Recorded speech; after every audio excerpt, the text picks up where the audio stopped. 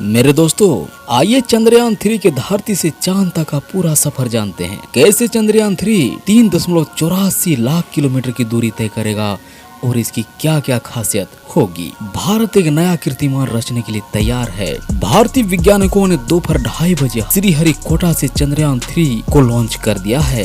भारत को ही नहीं, पूरी दुनिया की नजर इस मिशन पर टिकी है। चंद्रयान 3 मिशन के अंतर्गत इसका रोबोटिक उपकरण 24 अगस्त तक चांद के उस हिस्से पर उतर सकता है जहां अभी तक किसी भी देश का कोई अभियान नहीं पहुंचा है। इसकी वजह से पूरी दुनिया की निगाहें भारत की इस मिशन पर है। चंद्रयान 3 को LBM-3 रॉकेट से लॉन्च किया गया है। लैंडर को सफलतापूर्वक चांद की सतह पर उतारने के लिए इसमें कई तरह की सुरक्षा उपकरणों को लगाया गया है। चंद्रयान 3 मिशन को theme science of the moon यानी चंद्रमा का विज्ञान कहते हैं।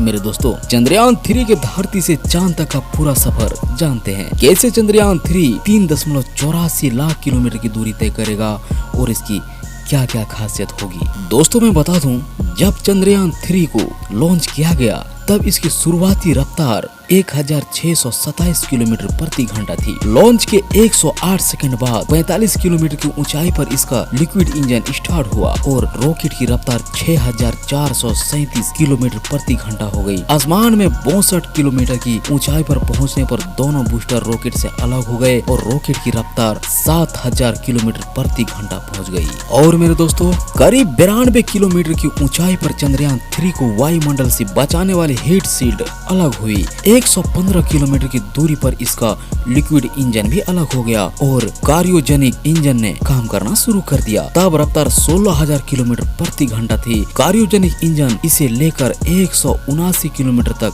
ले गया और इसकी रफ्तार 36,968 किलोमीटर प्रति घंटा हो गई। दोस्तों मैं बता दूं, धरती से चांद की दूरी करीब 3.84 लाख किलोमीटर है। चंद्रयान 3 इस दूरी को 40 से 50 दिनों में तय करेगा।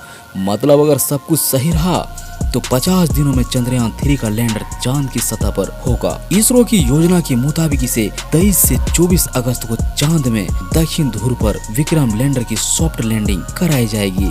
अगर दक्षिणी ध्रुव पर लैंड की सॉफ्ट लैंडिंग होती है तो भारत दक्षिणी ध्रुव पर पहुंचने वाला विश्व का पहला देश बन जाएगा।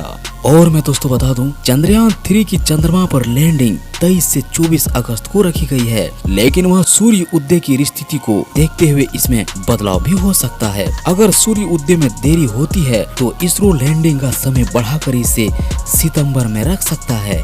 इसरो ने प्रमुख एस सोमनाथ ने बताया है कि चंद्रयान 3 लॉन्च होने के बाद पृथ्वी की कक्षा में जाएगा, फिर इसके बाद धीरे धीरे चंद्रमा की ओर आगे बढ़ेगा।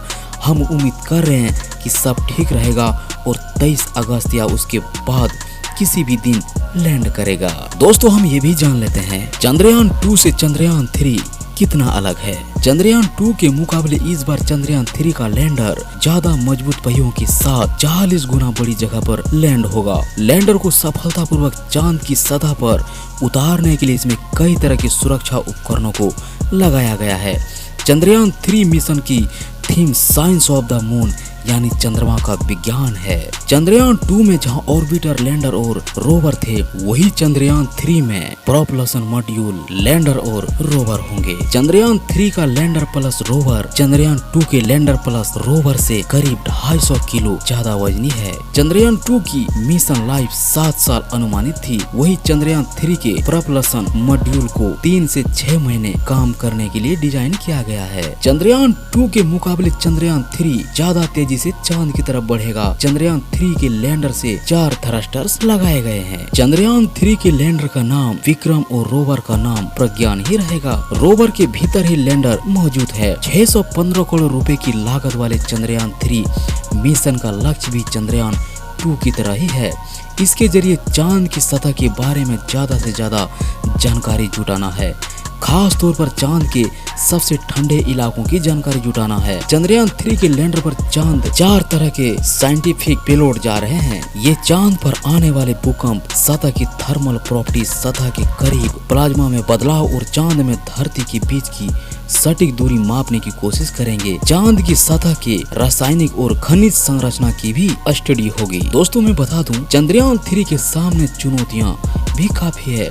सबसे बड़ी चुनौती अनजान सतह पर लैंड करना यह एक ऑटोनॉमस प्रक्रिया है जिसके लिए कोई कमांड नहीं दी जाती। लैंडिंग किस तरह होगी यह ऑन बोर्ड कंप्यूटर तय करता है। अपने सेंसर्स के हिसाब से लोकेशन, हाइट, वेलोसिटी वगैरह का अंदाजा लगाकर कंप्यूटर फैसला लेता है। चंद्रयान 3 की सॉफ्ट लैंडिंग सटीक और सही होने के लिए कई तरह के सेंसर्स का एक साथ ठीक काम करना जरूरी है। चंद्रयान 3 मिशन की सफलता भारत के अंतरिक्ष कार्यक्रम की सबसे बड़ी उपलब्धियों में से एक होगी।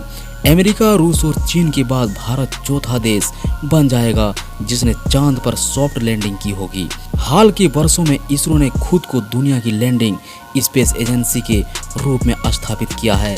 चांद पर सफल मिशन में उसकी खास और मजबूती होगी। आई होप दोस्तों ये वीडियो आप सबको अच्छा लगा होगा। यदि वाकई में अच्छा लगा हो तो हमारे साथ बोलिए जय हिंद।